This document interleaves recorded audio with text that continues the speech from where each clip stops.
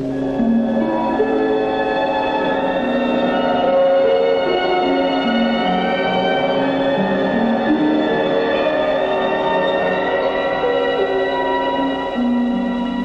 would it be like to be on the moon?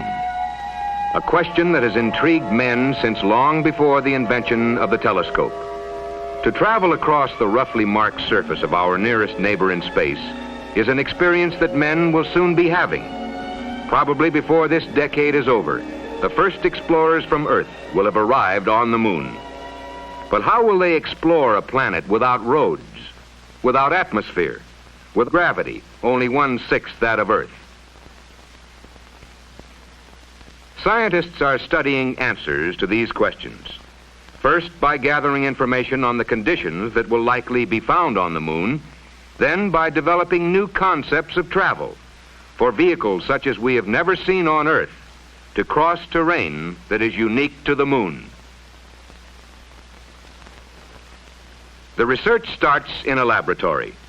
Here, the vacuum conditions found on the moon are studied for the effect they will have on lunar soil. The large bell jar has been pumped down to a very high vacuum. Inside is a device that is designed to measure the strength of soil.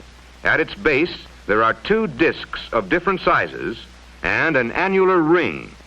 The discs are pushed straight down into the soil, and both the vertical force applied and the penetration are measured. This tells something about how much weight the soil will be able to bear. In this case, the soil used is pumice, which is believed to be similar to certain lunar soils. A second test involves the annular ring, or shear ring as it's called. A known load is applied at the top, and then the ring is twisted. The horizontal force being developed and the angle of rotation are both measured. This tells us something about the amount of traction a vehicle can develop. Here, the same test is shown being applied to a gravel soil under similar conditions. Another effect which is studied is that of low gravity, here being tested on a free-falling device known as an Atwood-type machine. It reveals what happens to a soil in gravity only 1/6 that of Earth, where 100 pounds weighs only 16. Here, a soil test disc is shown being attached to a release. When the test is actually run, this disc will be released into a capsule of soil which is falling at an acceleration which simulates the low lunar gravity.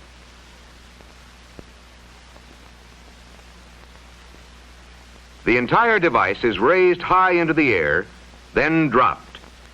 During the drop, though so rapidly it could not be seen, the soil test disc is released, and the effect of low gravity on soil is measured.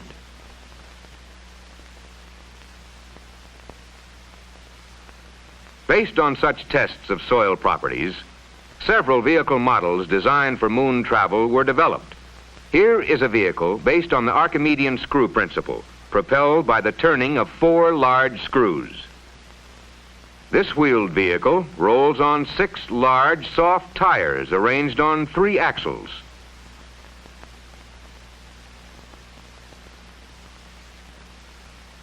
And this track-type vehicle is composed of 2 units with wraparound tracks.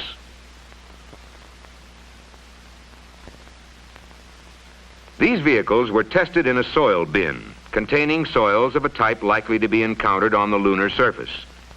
Here, the tracked vehicle is made to crawl over simulated dunes of fine pumice. The wraparound tracks are elastic, with flexible prongs to conform to the terrain while steering at the pivot between the units. The Archimedean screw vehicle is designed to operate only where the soil is so soft that it cannot support the weight of a vehicle. Hence, it burrows through the soil. It is steered by running the various screw elements at different speeds, managing slow but effective turns. The electric cord trailing behind it is used to deliver power to the model. It is not intended for actual moon vehicles, which will use batteries or fuel cells. Generally, the screw principle is not very efficient and would be used only for special applications, such as this exceedingly soft soil.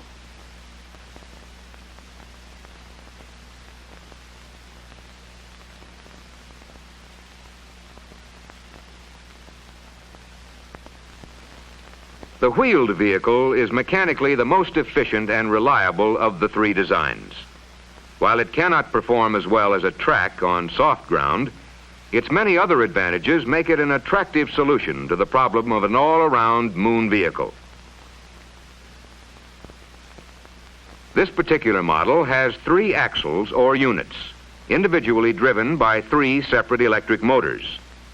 The axles are connected to each other by elastic rods, which enable the units to dip and roll with respect to one another.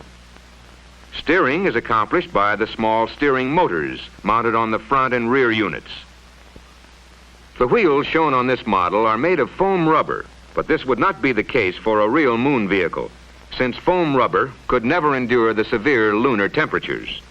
Instead, a full-size design might feature lightweight wire frames, which would be covered with a thin, tough plastic material. In case the lunar surface does not turn out to be a fine dust, but instead consists of a rough and rocky terrain, the wheeled vehicle will perhaps show itself to its best advantage. The individually powered units have good obstacle climbing ability, even when the obstacles are more than twice the height of the wheels. The vehicle can force itself over and around boulders, yet always hug the terrain because of its special design, which is called articulated.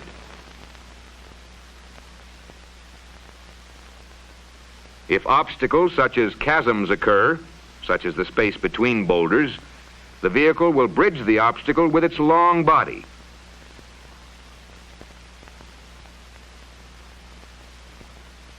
Where one unit has lost traction and cannot pull, the others will push it along. In turn, if they lose traction, they will be pulled along, so that the vehicle remains in motion whatever the soil or terrain.